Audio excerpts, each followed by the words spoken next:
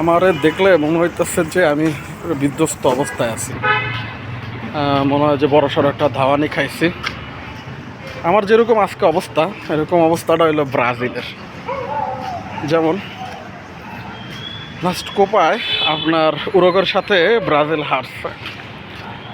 তো এই জায়গায় আমি একজন আর্জেন্টিনার ফ্যান। যখন ব্রাজিল জিতে না, তখন আমার খুব কষ্ট লাগে, আর যখন ব্রাজিল হারে তখন আমার কষ্ট লাগে। এমন কেন আপনার কষ্ট লাগে? কারণ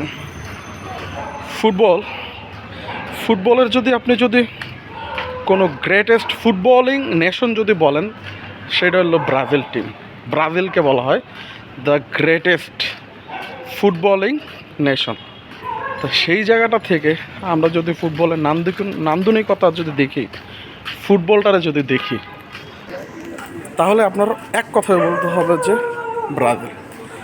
হ্যাঁ, ল্যাটিন আমেরিকার ফুটবলেও অন্য লেভেলের ফুটবল। এখন আসেন ব্রাজিলের এই দশা কেন? ব্রাজিলের এই দশা আপনারা খেয়াল করছেন কি না?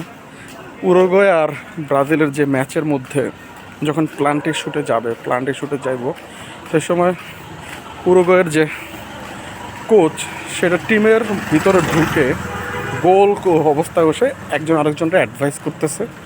সে টিমের সাথে এমনভাবে অ্যাটাচড, তো সেইখানে একটা টিম ওয়ার্কের একটা আমরা যে নজর, সেটা আমরা পাচ্ছিলাম। এখন আসেন যে ব্রাজিলের ক্ষেত্রে একটা ছবি খুবই ভাইরাল হয়েছে, যেখানে ব্রাজিলের কোচ দেখবেন যে টিম আলাদা মিটিং করতেছে, সে ঠিক তার বাইরে বসে মাথা চুলকাইতেছে। তাহলে এখান থেকে বোঝা যাচ্ছে যে টিম বন্ডিং, কোচের সাথে তাদের রিলেশন কতটা খারাপ। যতই বড় দল হন না কেন, আপনার যদি এসব টিম বন্ডিং রিলেশন যদি খারাপ হয়, আপনি সহজে কিছু করতে পারবেন না, সে যত বড়ই টিম হোক না কেন আপনার। সো যদি ফিরতে হয়, ব্রাজিলকে যদি ফিরতে হয়, তাহলে তাদের মধ্যে লাগবে একজন নেতা, তাদের মধ্যে লাগবে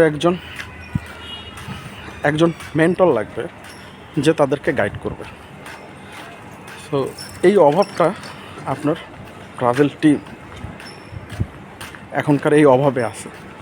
সো যত দ্রুত সম্ভব এই অভাব যদি কাটাই উঠতে পারে, তাহলে তাদেরকে আবার নতুনভাবে দেখা যাবে। সো ফুটবল প্রেমী হিসেবে বলেন, ফুটবল লালনকরী হিসেবে বলেন, ব্রাজিলকে দরকার আছে। আর ব্রাজিল টিম যে কষ্টটা পাইছে পাক, এখন তারা ওটা কষ্ট হিসাবে নিজে ধারণ করুক, বুকে ধারণ করুক, এবং এটার উপরে বেস করে ওরা যেন ফিরে আসে নতুন রূপে, নতুনভাবে। সো আল্লাহ হাফিজ।